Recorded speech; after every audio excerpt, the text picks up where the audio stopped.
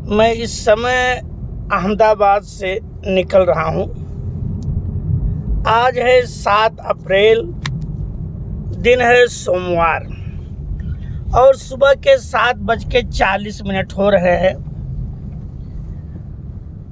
अहमदाबाद गुजरात की कभी राजधानी हुआ करती थी, गुजरात की। बाद में गांधीनगर राजधानी बदल गई। अहमदाबाद को जो है भारत का मैनचेस्टर के नाम से जाना जाता है। मैनचेस्टर यूनाइटेड किंगडम, यूके या ब्रिटेन या इंग्लैंड, जो भी आप बोलेंगे, इंग्लैंड का एक बहुत बड़ा शहर हुआ करता था जो सूती वस्त्र उद्योग के लिए जाना जाता था, कॉटन इंडस्ट्री के लिए। मैनचेस्टर पहले एक गुजरा हुआ गांव था, लेकिन जब भारत में ईस्ट इंडिया कंपनी आई तो यहाँ के जो है कपड़े, यहाँ के मसाले वो पूरी दुनिया में फेमस थे। बहुत सारे लोग इसीलिए आए क्योंकि भारत के गरम मसाले और भारत के कपड़े, चाहे सूती कपड़े हो चाहे वो रेशम के कपड़े हो, इसकी डिमांड थी। ब्रिटिश लोग आए व्यापार करने के लिए, लेकिन धीरे धीरे उन्होंने राजनीतिक सत्ता भी भारत की अपने हाथों में ले ली। इस समय ये अहमदाबाद को प्राचीन काल में कर्णावती के नाम से जो है जाना जाता था। ये कर्णावती या असोवल करके जो है, असोवल को ही वर्तमान समय में असरवा के नाम से जाना जाता है। तो कर्णावती जो है ये पूरा एरिया कर्णावती। बाद में गुजरात के जब मुसलमानों के हाथों में सत्ता आई तो 1411 से 1422 तक अहमद शाह प्रथम जो है शासक था और उसी की वजह से इस शहर का जो नाम बना वो बन गया अहमदाबाद। और ये आज भी प्रचलन में है। बहुत सारे राज्यों के नाम बदले, बहुत सारे शहरों के नाम बदले, लेकिन आज भी जो है नहीं बदला और ये आज भी चल रहा है। ब्रिटिश ईस्ट इंडिया कंपनी के आने के बाद सूती कपड़े की जो मिलें भारत में भी लगनी शुरू हो गई। गुजरात और महाराष्ट्र, ये सबसे ज़्यादा यहाँ पर कपास की खेती होती है क्योंकि ये जो बेल्ट है वो काली मिट्टी के लिए जाना जाता है। काली मिट्टी कपास की पहचान है और इस पूरे गुजरात में सबसे ज़्यादा कपास का उत्पादन होता है। हालांकि कुछ वर्षों में कपास की कीमत को लेकर के किसानों में बहुत निराशा आई, जिसकी वजह से कपास का उत्पादन धीरे धीरे कम हो रहा है, जो पहले जैसे अब नहीं रहा है। मैनचेस्टर इसलिए इसको कहते थे कि पूरे देश में सबसे ज़्यादा सूती कपड़े के उद्योग वो अहमदाबाद में ही लगे थे। हालांकि अहमदाबाद के अलावा दूसरे शहर भी हैं, सूरत है, कोल्हापुर है, साउथ इंडिया में भी बहुत सारे शहर इसके लिए, मदुरै है, कांजी है, ये श्रृंगेरी है, ये सब कपड़े के लिए जाने जाते हैं। लेकिन मैनचेस्टर की जो उपलब्धि थी ब्रिटेन में, ब्रिटेन के ही मैनचेस्टर की तर्ज पर जो है भारत में अहमदाबाद में सबसे ज़्यादा सूती कपड़े के उद्योग लगे, इसीलिए मैनचेस्टर। लेकिन अब मैनचेस्टर जैसी कोई पहचान नहीं रह गई क्योंकि आज़ादी के बाद ब्रिटेन को जो यहाँ से कॉटन जाता था वो बंद हो गया। मैनचेस्टर अब एक उजड़ा हुआ शहर कहा गया क्योंकि जो वहाँ के कॉटन इंडस्ट्री थे, सूती वस्त्र, 90% जो है बंद हो गए क्योंकि 90% उद्योग बंद होने के कारण ये थे कि भारत से सूती, मतलब सूत, कॉटन जिसको बोलेंगे, उसका निर्यात जो है बंद हो गया। अब भारत में ही चल रहा है। और अहमदाबाद में बहुत सारे टेक्सटाइल मार्केट है। अहमदाबाद क्या, पूरे गुजरात में आपको देखने को मिलेगा, लेकिन अहमदाबाद में सबसे ज़्यादा अहमदाबाद है। सूरत है, सूरत तो डायमंड का कारोबार भी बहुत लंबा चौड़ा पूरे देश में है। मुंबई है, सोलापुर है, कोल्हापुर है, इसके बाद पूरा। तो सूती कपड़े की जो पहचान थी वो लगभग अब खत्म हो रही है। साथ ही साथ सूती कपड़े की अब डिमांड भी जो है ना के बराबर हो गई है। सूती कपड़े जो है अब चूँकि उसमें सिंथेटिक धागों का प्रयोग शुरू हो गया है। सिंथेटिक धागे जो पेट्रोकेमिकल से तैयार किया जाता है, पेट्रोलियम पदार्थों के कचरे से।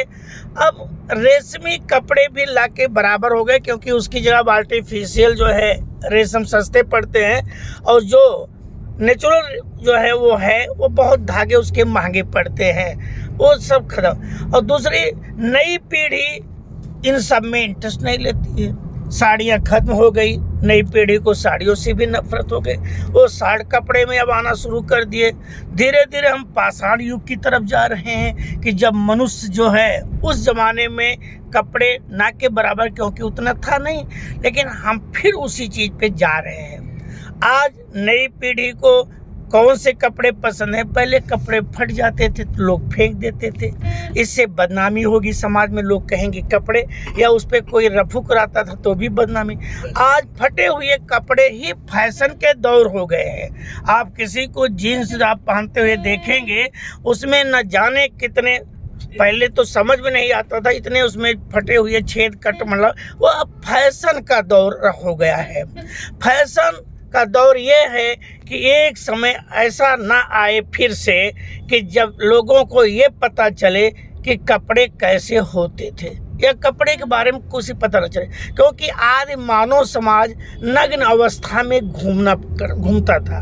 और आज की तारीख में भी मनुष्य जो है, सभी नहीं लेकिन अधिकांश संख्या जो है वो अर्धनग्न अवस्था में ही घूमते हैं। लेकिन इन्हें देख करके आप ये मत सोचिए कि ये नागा लोग हैं, नागा बैरागी नहीं है। ये समाज का सबसे प्रबुद्ध और बुद्धिजीवी और एजुकेटेड लोग हैं, जो ये सोचते हैं मैं चाहे जो पहनूं मेरी मर्जी है, मेरे कपड़े पे आप कमेंट नहीं कर सकते हैं, मेरे उस पे जो है कुछ बोल नहीं सकते हैं, और फिर समाज में जो हो रहा है वो सब लोग आप देख रहे हैं। इस समय मैं अहमदाबाद की गलियों से गुजर रहा हूँ, सड़कों से जो है एयरपोर्ट जाने के लिए। 7 अप्रैल की तारीख है। 7 अप्रैल विश्व स्वास्थ्य दिवस के नाम से जाना जाता है। वर्ल्ड हेल्थ डे 7 अप्रैल को मनाया जाता है पूरी दुनिया में। ये हेल्थ सबसे ज़्यादा महत्वपूर्ण है। हेल्थ इज वेल्थ, स्वास्थ्य ही धन है। आज की जो नई पीढ़ी में सबसे ज़्यादा विभिन्न प्रकार की बीमारियां हैं, और आपका शरीर अगर बीमारियों से ग्रसित है, फिर होना ना होना स्थिति बन जाती है कि आप खाना चाहते हैं खा नहीं सकते, आपके लिए जो सारे मेनू तय कर देते हैं। तो स्वास्थ्य के प्रति आपको चिंतित।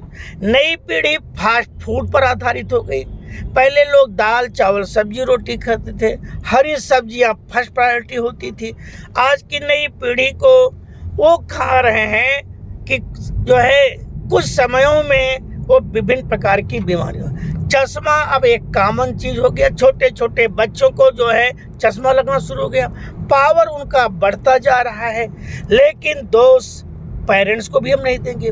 पेरेंट्स को भी शौक लगती है बच्चों को मोमोज खिलाएं, क्या सैंडविच खिलाएं, बहुत सारे हैं। कभी उनके बनाने की प्रक्रिया अगर आप देख लेंगे तो आपको उल्टी हो जाएगी, लेकिन नहीं, हमें बड़े खुशी से खाते हैं। और जब खुशी से खाओगे तो बीमारी तो होगी ही। पुराने ज़माने में लोग 100-100 साल जीवित रहते थे, वो इसलिए अपने खान पान के प्रति बहुत वो ध्यान देते थे, लेकिन वो खान पान और करते भी थे। फिजिकल लेबर जो है वो शारीरिक श्रम बहुत ज़्यादा करते थे। नई पीढ़ी हैंड टू माउथ हो गई है, चटर पटर चीज़ों में जो है ज़्यादा ध्यान देती है। अब क्या होगा ये आप देखिए। आज हेल्थ डे है, वर्ल्ड लेवल का है। सभी लोग इस समय बहुत सारी बीमारियां हैं। एक सबसे ज़्यादा बीमारी शुगर की। भारत का हर 7वां नागरिक इस समय शुगर की चपेट में आ गया है, और धीरे धीरे ये संख्या दिनों दिन बढ़ती जा रही है। ये हमारे लाइफ स्टाइल के ऊपर निर्भर है, और जो चीज़ हमें सबसे ज़्यादा पसंद आता है डॉक्टर उसी को रोक देता है, या डॉक्टर ना रोके तो आप जानिए। दूसरा, हार्ट अटैक। इस समय कार्डियक अरेस्ट का जो है कि चलते चलते लोग सुसाइड मतलब गिर पड़ रहे हैं, बहुत सारे। उससे भी ज़्यादा लोग फैमिली तनाव में सुसाइड करते जा रहे हैं। आप सब लोग स्वस्थ रहें, स्वस्थ बने। अपने खान पान पर जो है ध्यान दें। और यही अगर शरीर आपका स्वस्थ है तो समझ लेना इससे बड़ा अचीवमेंट आपके लिए कुछ नहीं हो सकता है। अब मैं धीरे धीरे एयरपोर्ट की तरफ पहुंच रहा हूं। इस समय 7:50 और 7 अप्रैल की तारीख है। फिर मिलते हैं अगली वीडियो में। तब तक के लिए आप लोग एंजॉय करिए, स्वस्थ रहिए, सुखी रहिए, संयम रखिए और सनातन को बरकरार रखिए।